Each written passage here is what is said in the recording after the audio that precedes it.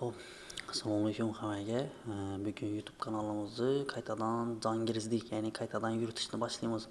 Xudo xolasa haftalik ideyalar, swing ideyalar, bundan tashqari foydali video darslikdan ham berib boriladi. Misol tradingni neradir borib o'rgansa, vaziyat to'g'ri kelmasa, boshqa ketmasa shu YouTube kanaldan o'rgansa bo'ladi. To'g'ri ketma-ketlik bilan joylab boramiz.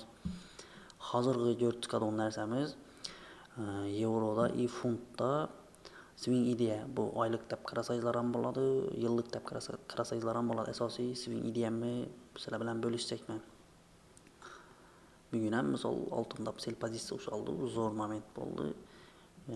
Scalping ideyalarni ham bo'lishib boramiz. Hozircha asosiy ideyamni-chi shu haqida gaplashamiz. Yuriydi. Tak. Oxirgi marta kanal, Telegram kanalining linkini shu videoni pastida qo'yib qo'yamiz. Telegram kanali oxirgi marta buy deya berildi.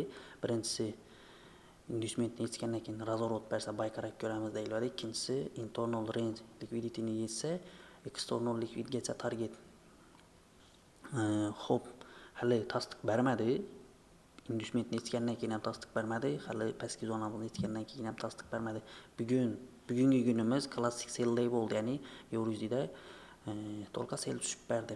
Bu degani misol kunlik candle'imiz sell day bo'lsa, ertang 4-kun bo'ladigan bo'lsa, ertangi kungi candle'imiz bizga xuddi shunday candle yasab bersa, ya'ni ertang razorotni den kutsak, haqiqatan ham buy ketadigan bo'lsa, ertang razorotni den bersa, undan keyingi kuni, ya'ni juma kuni buy kerak ko'rsak bo'ladi.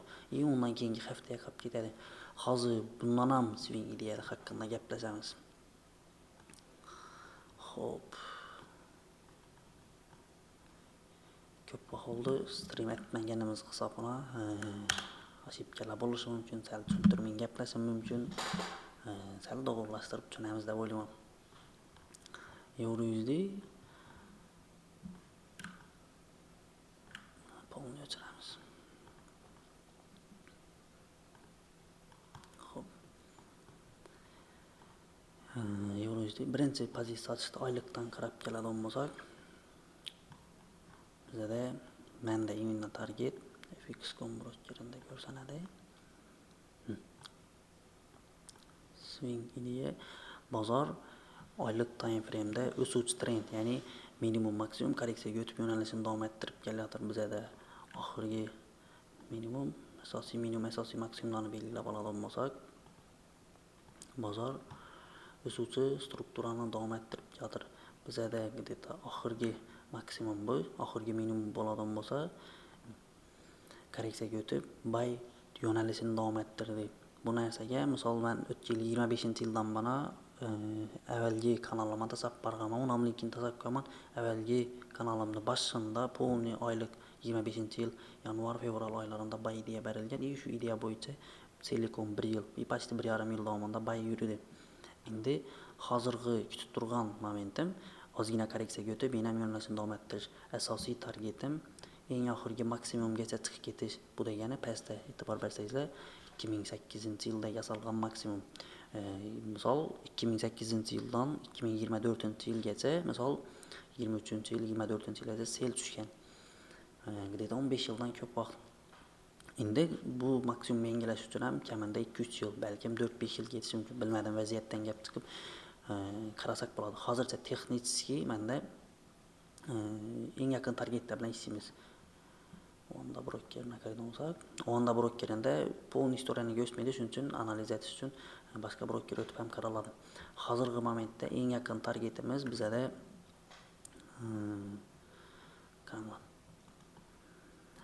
2008-yildagi maksimum bo'ladigan bo'lsa, eng yaqin targetimiz qaysi oy bu? Где-то yanvar oyi, ya'ni yanvar oyining maksimumini biz target etib olsak bo'ladi, eng yaqin. Buni yangilasa, undan keyin equal high liquidity bombini yangilasa kerak bo'ladi. Bozor hozircha bir korreksiyaga o'tib, equal highni yangilaydi. Equal highni yangilagandan keyin imbalans zonalaridan pastga korreksiyaga o'tib, yana o'suvchi strukturasini shakllantirib, bo'ldi. Menimcha 2008-yildagi maksimumga chiqib ketishi kerak. Bu bizga o'suvchi strukturani shakllantirib beradi. Eng oxirgi momentlarni qaraydigan bo'lsak, minimum bozorni maksimum belgilanmabdi. maksimum. Minimumimiz oxirgi maksimum. Hozircha bizada target oxirgi maksimum. Ya'ni bir korreksiyaga o'tib, eldan отката o'tib, keyin buy pozitsiya qarab ko'rsak bo'ladi. E'tibor bersak, qaranglar. Bozor yurgan, qaysi bir zonaga borgandan keyin range holatdan razvorot berib pastga korreksiyaga o'tdi. Bu korreksiyaga o'tgan zonasi imbalans zona. O'zidan oldingi oylik time frame'dagi imbalans. Oylik time frame'dagi imbalansning ichida razvorot berib buy yurdi. Endi minimumi, bozorning maksimumi. Bozor yana ham strukturniy holatda razvorot berishni boshladi. Endi bu korreksiyaga o'tsa, menimcha xuddi shu imbalansdan, pastdan imbalans bor, lekin xuddi shu levelga kelsa, aytamiz, tasdiq qilib buy pozitsiya qarab ko'rsak bo'ladi. Bunga kelish uchun ham misol bu oylik grafada nechadir 2-3 oyga yetishi mumkin. Xo'p, garna tortadigan bo'lsak ham oxirgi minimum, oxirgi maksimum xuddi shu imbalans 50% dan pastda. Bu bizga diskount zona, yaxshi zona pozitsiya tutishimiz uchun. Bu tarafda breaker blok ham bor. Bu eng optimal zona men uchun. Faqat agar shu zonaga bozor korreksiyaga o'tsa, swing ideya, ya'ni har bir tasdiqindan buy pozitsiya, har bir tasdiqindan buy pozitsiya qarab dalifga etib borsak bo'ladi. Bu degani misol $1000 kapital bilan shu именно shu ideyaga $1000 kapital ajratib turib, shu kapitalni misol pastroqda tasdiq qilib turib $100 ni risk etib ko'ramiz. Ma'lum miqdorga chiqqandan keyin 1 ga 5, 1 ga 4 yurgandan keyin ma'lum miqdorni yapsak, shotimiz 1500, 1300 bilmem nechadir bo'ladi. Keyin korreksiyaga o'tsa, yana ham tasdiq qilib, aytgan privilimizni risk etamiz. Shu ketma-ketlikdan dalifga ochgan pozitsiyamizni yarmini qaysi bir zonaga borganda yapamiz, yarmini qoldirib, korreksiyaga o'tsa, yana ham bir lot pozitsiya olsak, 0.5 ni qaysi bir zonaga chiqqanda yapib, 0.5 ni qoldirib, polni maksimumgacha, maksimum yangilangandan keyin, polni 2008-yildagi maksimumgacha shu именно shu ideyaga $1000 investitsiya etib ko'ramiz. Kredit bo'lishi mumkin 1 yil, 2 yil, bilmadim. Nechadir vaqtda shu kapital nechanli bo'ladi ekan, как интересный tema. Bundan sizlar ham foydalansanglar bo'ladi. Lekin bu zonaga kelincha ham sell pozitsiya ushlab olsak bo'ladi. Agar bozor tasdiq bersa, qaranglar. Buni swing minimum, buni swing maksimum deb belgilab olsak, 1 minut.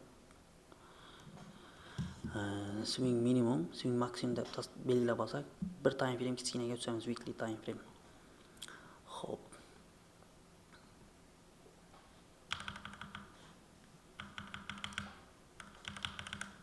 %50'dan pastaligini bildik. O'tib turamiz.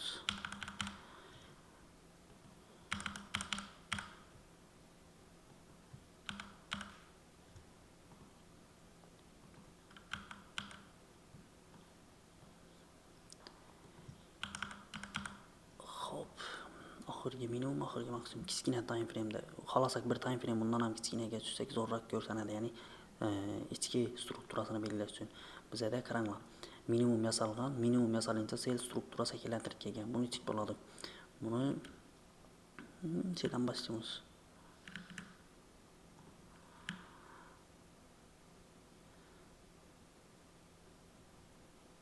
Tak, minimumumuz. Bunu başqacha svetda, misol gök. İchki strukturasini gök rangda maksimum. Xo'p. Minimumi, bozorni maksimumi. Tushib korreksiyaga o'tdi, bozor откат o'tib selga yetishi kerak edi, o'zidan oldingi maksimum buzib qo'ydi. Ya'ni bu yerda razvorot etib berdi bizga. Xuddi shu razvorotdan keyin buy trend boshlanilgan. Ya'ni MSS'dan keyin o'suvchi struktura shakllanib boshladi. Bozorning minimumi, maksimumi, minimum, maksimum.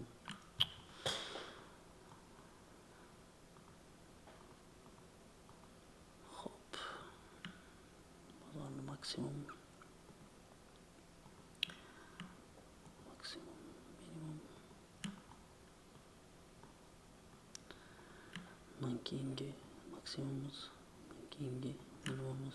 Bozorda minimumla yangilanmay, maksimumla yangilanib boradir. Bu narsani to'g'ri belgilash uchun eldan strukturani cho'tga etib o'rganish kerak. Bozorda ketma-ketlik e'tibor bersangizlar, birinchi strukturaga e'tibor berib turibman, keyin levelga. Ya'ni bozorda oxirgi minimum, oxirgi maksimum korreksiyaga o'tib, o'zidan oldingi oxirgi minimumni buzib qo'ydi bozor. Endi MSS ya'ni markaz struktura shift ya'ni struktura razvorot etdi. Bizada oxirgi maksimum bu, oxirgi minimum bu. Kichkina time frame uchun. Ya'ni bizada qizil bilan belgilangan swing high, swing low ichida xuddi shu zonaga kelsa, biz bypassda qarab ko'rishimiz kerak edi. Endi biz kichkina time frame'dagi ya'ni daily'dagi maksimum, daily'dagi minimumni korreksiyasini o'tdi. Korreksiyasi 50% dan balanddi. Birinchi holat qaranglar. Tak. 50% dan balandga chiqdi. Bu yerda SMT bor. SMT ni ko'pchilik biladi. Shu videolarni ko'rib borsanglar, buni hamma narsani tushuntirib beraman.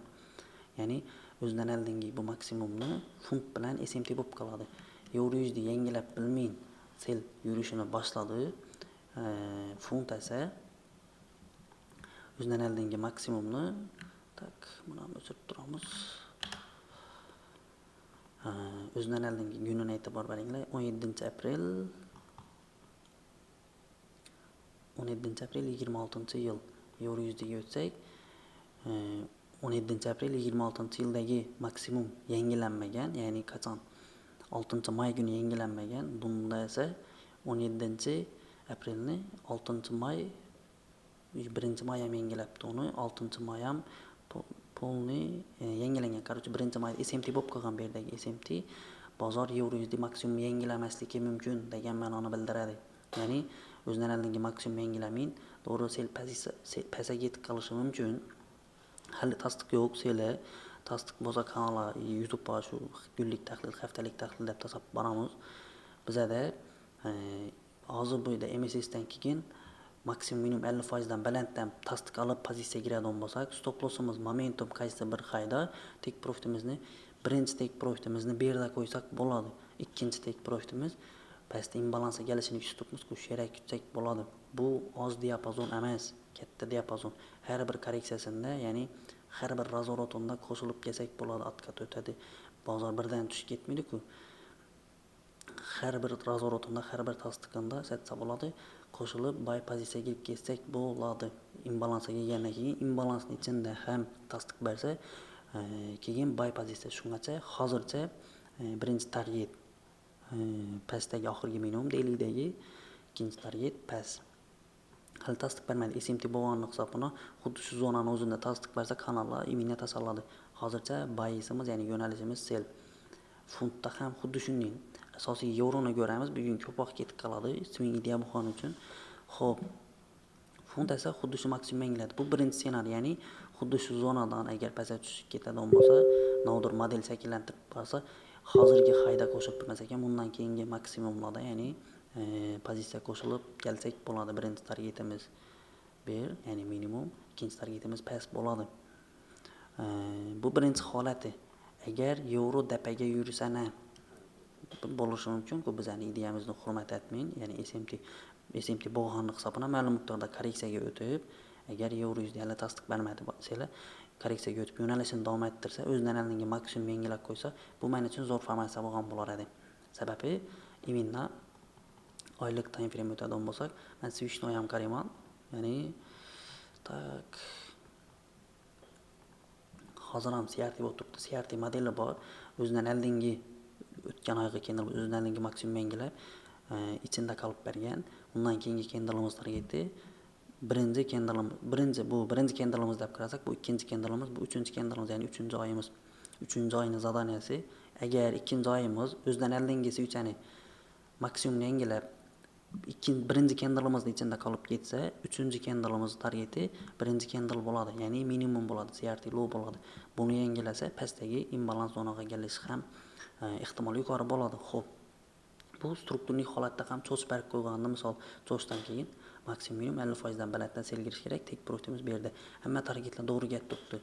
Agar xuddi shu aprel oyidagi candle'imiz CRT bo'lib qolsa, CRT bo'lgan bo'lsa, undan keyingi oylarimiz, ya'ni may, iyun oylarimiz polni sel bo'lishi mumkin.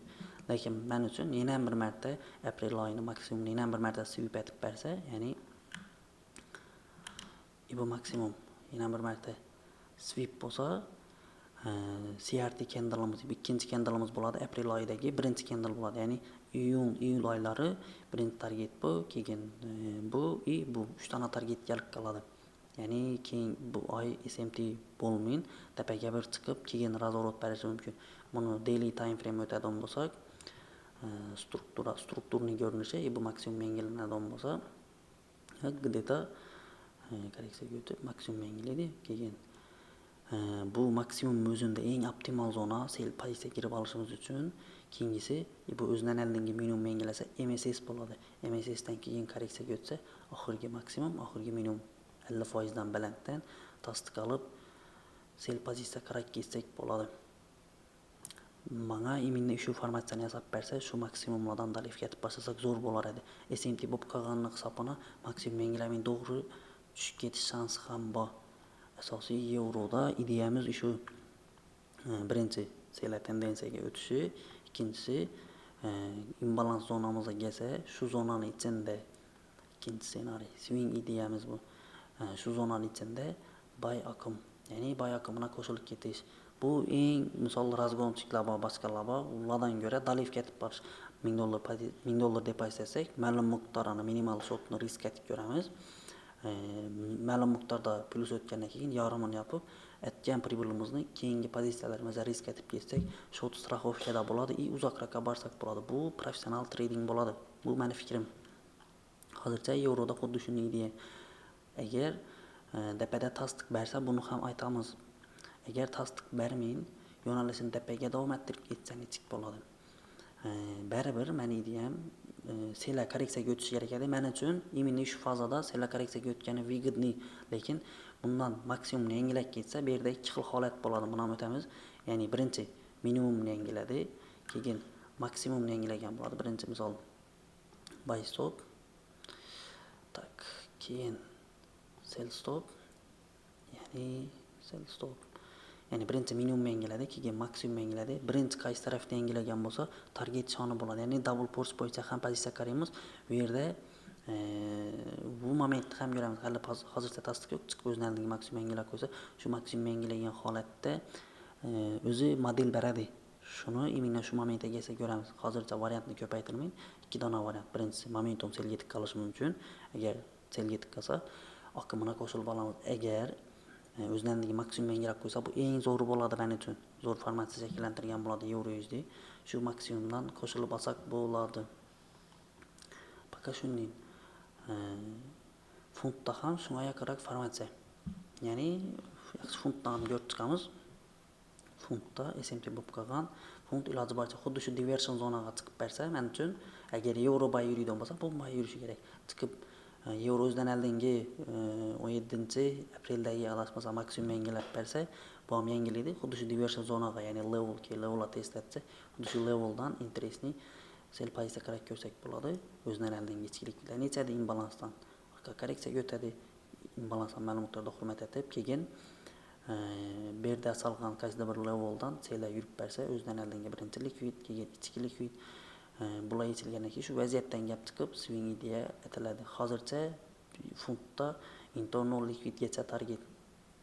Bu qaysi desak, 4-noyabr 25-yil 4-noyabrda yasalgan minimum yechilishi kerak funtda. Shu vaziyatdan gap chiqib ideya aytiladi. Hozircha shuning tamam. Bu DX bilan ham qarasak bo'ladi. DX ham minimum maksimum Telegram kanalga berilgan buni deyasam, xuddi shu imbalansdan razvorotga tutibmiz. Swing ideya. Bu ham asosiy yurishi oylik time frame'dagi imbalans. Ya'ni xuddi shu imbalansga kelsa, swing sell pozitsiyani ham davom ettirsak bo'ladi. Bu ham 2008-yildagi minimum target polni tushishi kerak paka. Hozircha shular. Telegram kanalini, Instagram kanalini linkini shu videoni pastida qo'yib qo'yamiz. Undan oldingi Telegram kanalimiz ham linkini qo'yib qo'yamiz. Video foydali bo'lgan bo'lsa, obuna bo'lib qo'yinglar. Kim trading bilan shug'ullanadigan bo'lsa, shu tanishsangiz ham yuborib qo'yinglar.